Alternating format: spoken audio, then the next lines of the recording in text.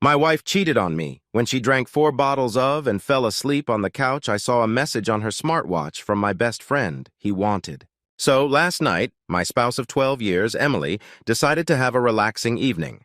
After dinner, she went to the library to watch her programs while I alternated between watching the Lakers game and doing some odd jobs I had planned. Next thing I know, she's got the wine out and has downed 4 bottles. Around midnight, I went to check on her and found her passed out on the couch. I was about to scoop her up when her smartwatch buzzed and a message popped up on the screen. It said something like, "Ha ha, I can't do that. My husband would go ballistic." I wondered what that was all about, so I pressed on it, and it was a conversation between Emily and a buddy of mine, Dave. Now, I wouldn't say this guy is a close friend, but he's someone I've played basketball with for years, had drinks with, and known since we were teenagers. We used to call him Spectator because during fights as teens, he'd always be the guy holding everyone's jackets. So, as I said, I pressed on the conversation while this thing was still attached to her wrist and scrolled to the top. As far as I could tell, he contacted her first unless she deleted something. There was lots of flirting and winking going on, but nothing that you could outright call cheating. Then I get to last night, and when she's drunk, she starts openly begging him for sex. I couldn't believe my eyes. I'm paraphrasing because I can't remember the exact words, but she was saying stuff like how much she had always wanted him, how no one would ever find out if he did want to do something, and the last one that killed me, that she was great at keeping secrets. I tried to scroll on her watch but couldn't find any other messages, and I don't know her phone passcode. I put her to bed and just sat in the community center in shock until I fell asleep. Then I got up for work around 7:00 a.m. When I went to get in my work van, I just slumped down on the wheel and realized I couldn't face it. So I went back in the shopping mall, grabbed a half-drunk bottle of whiskey, filled it to the top with Coke, and went on a walk down the railway line.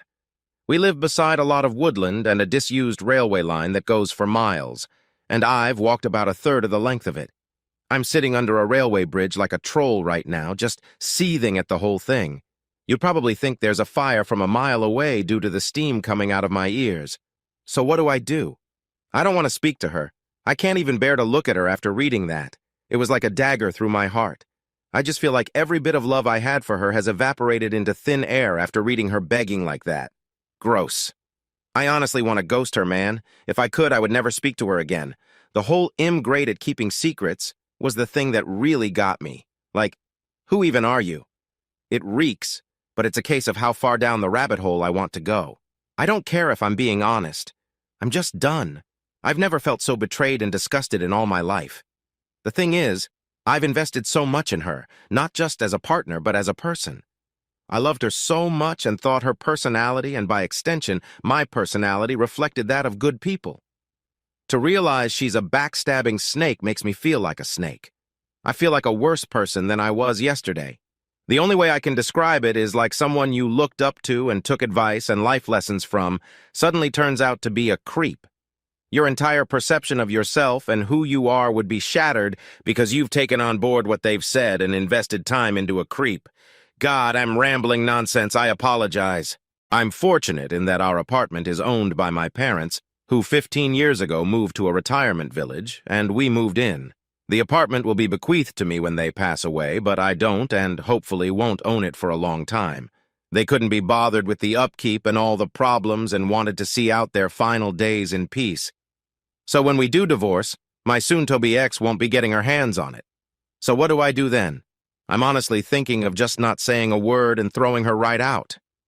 Also, while walking here, it crossed my mind to get my mate who's a locksmith to quietly change the locks today. I could feed her any old garbage about something being broken with the doors. She won't care what's going on anyway, as long as I'm around. Then after he's done, lock the front door and tell her to come out and look at something in the backyard. When she comes out, just run back in and lock the door behind me. That sounds childish as hell, doesn't it? But seriously, I don't know what I'm going to do. I'm staring at a bottle right now, and my life feels like it has been ripped apart at the seams. As for that prick Dave, there's no doubt he was up to something here. There's also no doubt I wouldn't have caught wind of this at all. So I'll be seeing him very soon. Never mind holding jackets, he'll be holding his face. Went to a friend's house to calm down, threw the whiskey away. She's been texting me, asking where I am since my work van is still in the driveway. I texted her saying there's a problem with the engine, so I got a lift into work. I'll make my move tonight. Update thank you to everyone who reached out to me after my first post. It was really appreciated. So yesterday, after I had written the post and was in a complete mess, 2 dog walkers came over to check on me as I was obviously concerning them. I told them everything. They listened, and the first thing one of them said to me was, "Son, the worst thing you can do right now is drink. It'll cause carnage." I have to thank her for that because I was on the highway to hell at that point. I threw the whiskey away, got in touch with a friend, and he said I could come to his place for a while to calm down. He was at work but told me where the spare key was. We live in a small town of around 17,000 people, and he wasn't too far away. So once I got there, I sat on his couch just trying to calm down. Throughout the morning, I was getting multiple texts and phone calls from Emily, asking where I was and what the hell was up, as my work van was still sitting in the driveway, and I was nowhere to be seen. I texted her back, telling her there was a problem with the engine, so I got a lift into work, which she seemed to buy as she just texted back saying okay. When my friend got back from work at about 8:00 p.m., I told him everything that had happened and asked his opinion. I also told him not to tell anyone about Dave, as that might get back to Emily, which I didn't want at this point. I would deal with him later. By that, I mean he'll expose what a little rat he is. Knocking him out doesn't help me at all right now. As an aside to the people saying he did nothing wrong, he messaged my wife first. He was being extremely flirty. What the hell is he even playing at messaging my wife in the first place? He only knows her in passing from afar. Look, I've got no problem with 2 adults conversing with each other, but they hardly knew each other, and it was flirty from the start as far as I could tell. I think they've seen each other while out and about, and it's gotten flirty then. So my friend convinced me to try and keep a low profile and see what I could dig up. But at the same time, speak to a lawyer and get the ball rolling in terms of finding out my options, which I have done today. He took me home around 9 p.m., and I was honestly dead on my feet by that point. I think the adrenaline pumping the entire day and then suddenly stopping knocks it right out of you, so I was extremely tired when I got back to the shelter. The second I walked through the door, I knew something was up as Emily was on me right away, asking me all sorts of questions about work.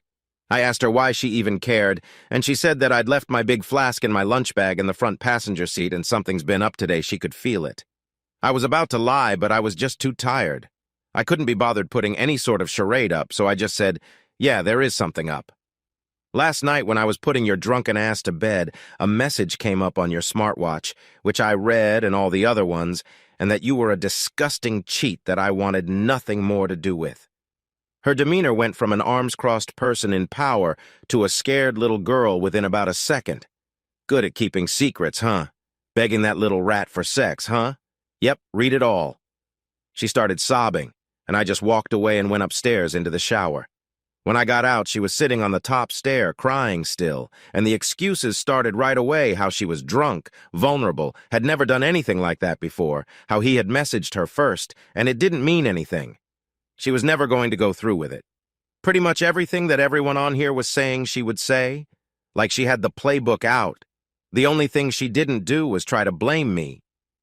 She probably knew I would have thrown her right out the door if she had tried that. I told her that I wanted a divorce and her out of the shelter within a month. Also told her that she was moving to the spare room. I've been pretty much ignoring her ever since, just scowling at her and shaking my head when she starts waffling nonsense. I don't want to hear it. She slept in the spare room last night, and I haven't spoken to or texted with her at all today. If I'm lucky, maybe she'll be gone when I get back from work. But my luck's not that good, I suppose. On getting her out, though, I was telling my parents what was happening today, and my mother was adamant I wasn't throwing her out on the streets. Her and my mother are close and always have been. We'd have been together 19 years in December. My mother was saying she made a mistake and that we should sort it out like adults, that we've been through too much together and that she didn't actually do anything, it was just words. She completely took her side over mine. I couldn't believe it. Could this screw me here? Do I have no right to ask her to leave if my mother is against it? It's literally going to be my shelter when my parents pass, and I did nothing wrong, so I'm not leaving. It's probably going to turn into War of the Roses Part 2. I managed to get myself an appointment with a divorce lawyer for next week, so I'll be going to that to discuss my options. Until then, I'm just going to ignore my soon-to-be ex-wife, I guess. I know she's probably not going to admit anything else now. I'll never know if she was a really good liar or if she was just talking to him to get him on her side for an affair. Anyway, sorry about the delay in the update. Just got the chance to write it now as I'm finishing work. Update, it's now been 35 days since I found out Emily was trying to cheat on me with Dave, and the situation has become hellish. I gave her a month to get out, and she's been sleeping in the spare room, but it's clear now she doesn't have any intention of leaving after she got in my mother's ear. She doesn't have anywhere to go anyway, but that's not my problem. I've seen my divorce lawyer multiple times, and I'm now in the process of drawing up a divorce petition and having her served with divorce papers. I've also opened my own bank account and taken 50 of the balance from our shared account. The atmosphere around the shelter has been weird, to say the least. The living room has turned into a no-man's land where no one frequents as we both spend the majority of our time in our rooms. I've also intentionally been working late a lot so I don't have to interact with her much. I had been completely ignoring her, but after reading about the 180, I've started implementing that and been civil, if a little cold, towards her. I'm so glad I did this as I was beginning to feel like a monster refusing to acknowledge her existence. It was not the right way to behave, and I ended up feeling like the one who had wronged her rather than the other way around. The only time I broke from the 180 was when I walked into the bathroom last week and she was sitting on the floor by the bath, crying. I helped her up and instinctively gave her a hug, though it was more of a there type hug than one with much love attached to it. The sad thing is that I'm so suspicious of her now that I wouldn't put it past her to be waiting on me coming in so she could put on a performance. The thing is, that probably isn't even true, but this is the sort of thing that's going through my head in this environment. It's just toxic. She's been crowing about how she'll do anything and everything to save this marriage, anything to prove to me that it was just a silly mistake.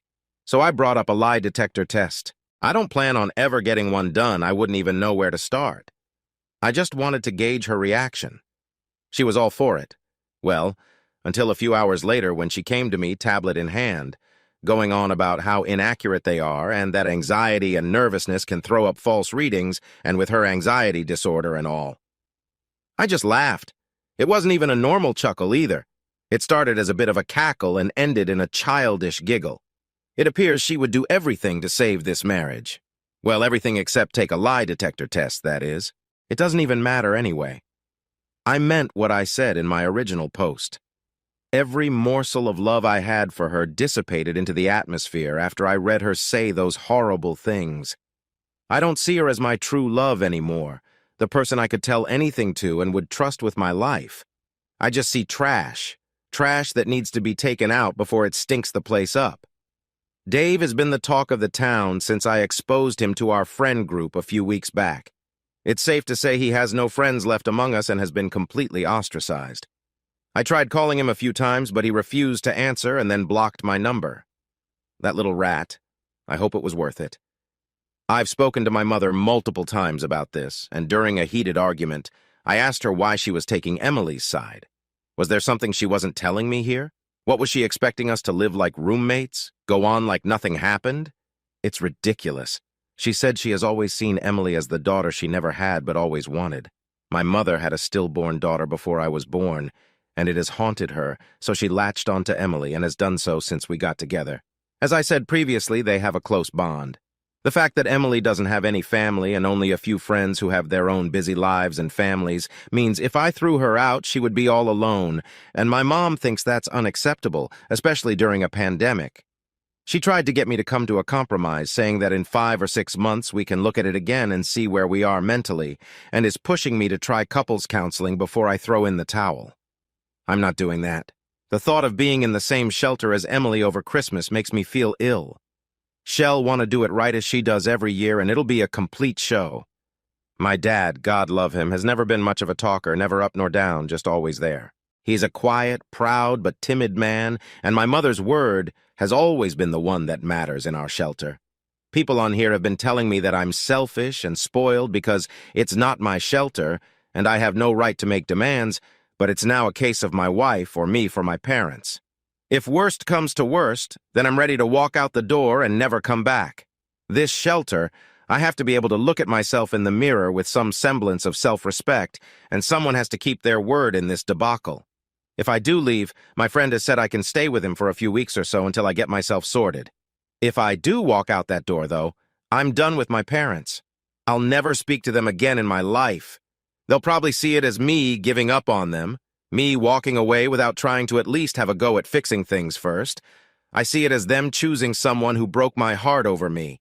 Like, what will be the logistics of this once I'm gone? Just her staying there herself, my mother and father looking after a backstabber while their flesh and blood goes off alone. A little more info on the shelter my parents let us move in a year after our wedding. It was an apparent belated wedding gift, although that was just the chatter from them at the time. They were always planning on moving out and moving us in. I've spent tens of thousands on it over the years, but that's neither here nor there. I have fantasies of leaving this all behind, going somewhere new and starting again, but I don't have anywhere else to go. I've lived in this town my entire life. It's all I know. Am I being too harsh here? I'm literally ready to cut my parents out of my life, but I feel so torn. Why am I the one who has to lose everything and everyone? I've tried to be good, and I always thought you make your own luck, and that good things happen to good people. Maybe I'm not as good as I think I am. Maybe I deserve all I get. Well, since this morning, I no longer call that shelter home. I saw on the calendar that Emily had a hospital appointment with her ophthalmologist, so knowing she would be gone for a few hours, I took that as an opportunity to get my stuff together and move out, which I have. After getting my things moved and sorted, I just put the shelter keys on the kitchen table along with the divorce papers I received from the lawyer last week and was on my way. I've blocked both Emily's and my mother's numbers, and any communication I have with Emily going forward will be done through my lawyer. In terms of my living situation, I'm staying with a friend for a week or two, but hopefully, I should be in my own rented place before Christmas. I haven't spoken to my parents in a few weeks.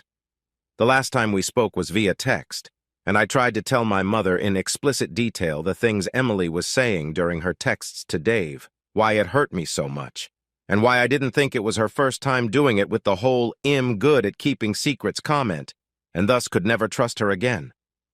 My mother texted back saying she couldn't speak to me when I was like this, and she would let me cool off. She tried to call me a few days ago, and I just ignored her call.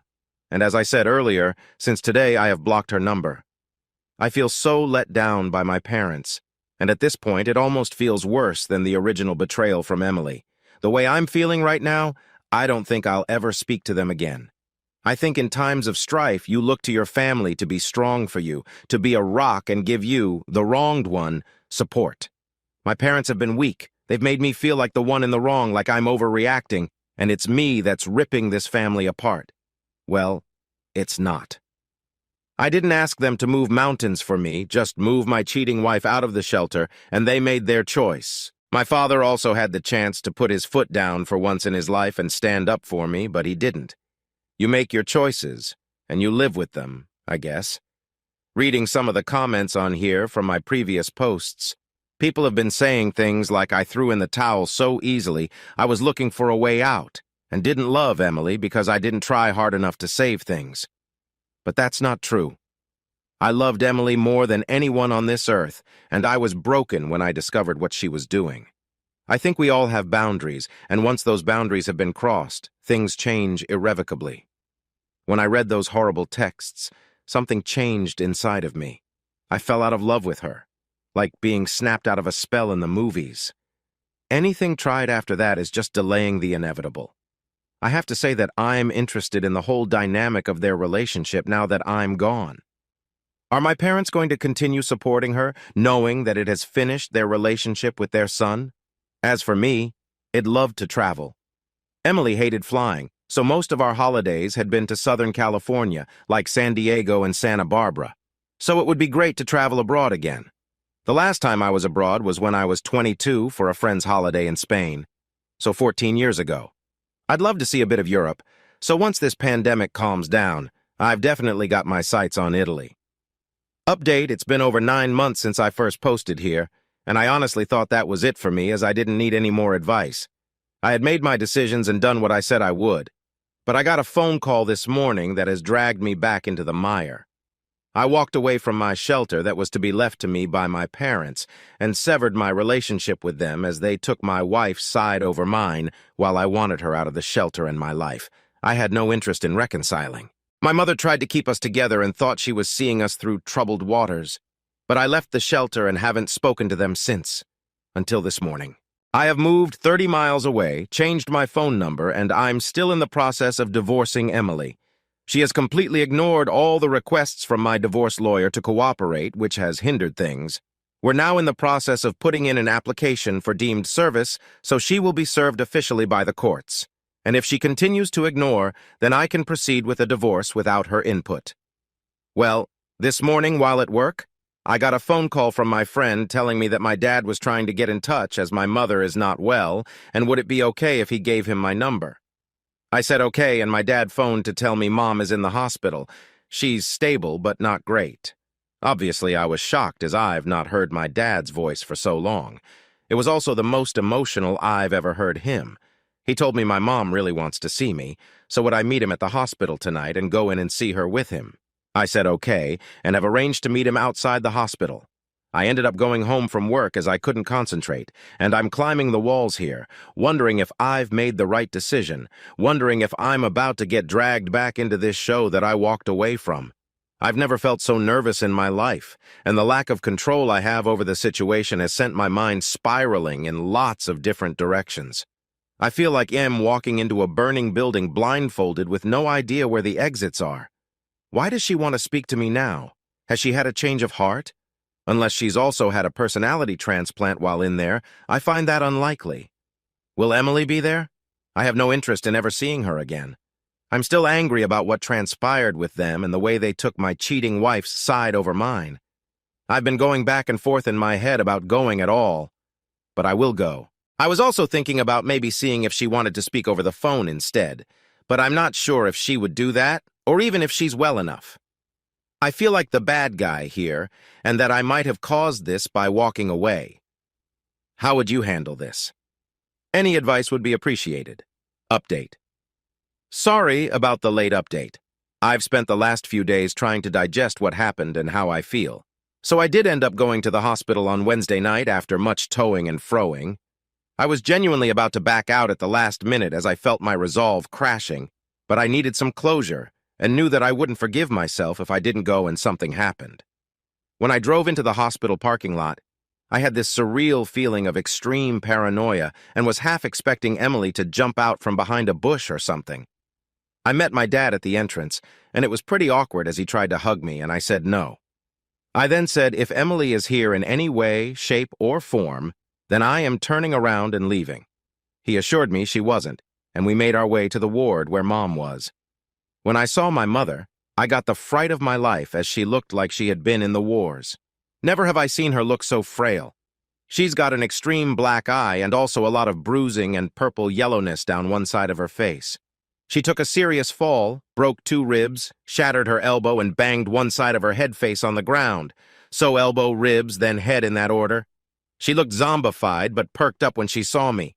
She told me how much she's missed me and that she wasn't sure she'd ever see me again.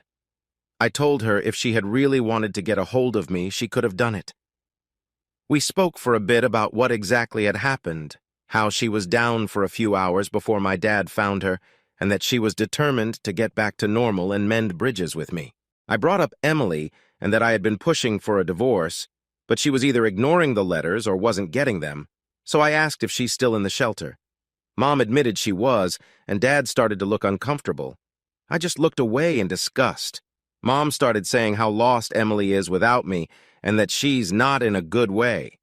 I knew then that nothing will change. She's not had an epiphany or seen things from a new perspective. She just wants the status quo back. She said that the shelter is my home and always will be. But I told her I don't want it. It means nothing to me anymore, and all it holds are bad memories. I stayed for under an hour, all in all. When I left, I said if I want to get in contact, I will, but don't be waiting by the phone for me to call, as you might be waiting a while. When Dad walked me out, he asked if I would keep in touch with him, and I said I would. Whether that's right or wrong, I don't know. Time will tell. When I got home, my emotions were a bit all over the place, from sadness to anger, but I'm glad I went. Couldn't help but think about Emily as well and what she once meant to me. It'll never not hurt when I think about everything that's happened in the last 9 months. It honestly doesn't feel real. The speed at which everything fell apart was just spellbinding. I know life comes at you fast, especially when you're not paying attention, and I wasn't paying attention. It was just sheer luck I found out about her trying to cheat on me. Cosmic coincidence, nothing more. I never saw the signs or put everything together. I just saw something on her watch, and it tore my life apart. I know now that it wasn't the only time. I know it in my heart. I see what she is and feel no love for her, only contempt. I feel she stole the best years of my life.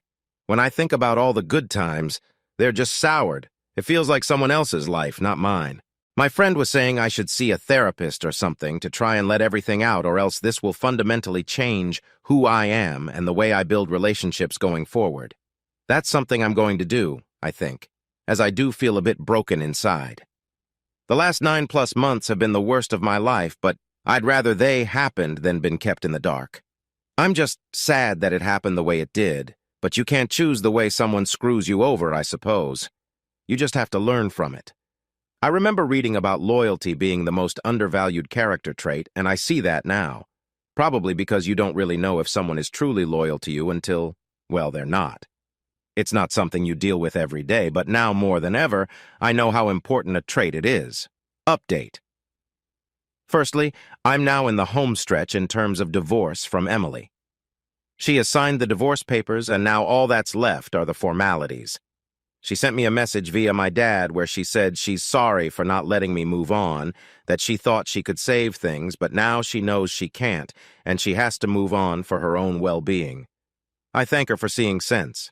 She doesn't want anything in the divorce and said she's going to move out of the shelter when she can get on her feet, which I'm okay with.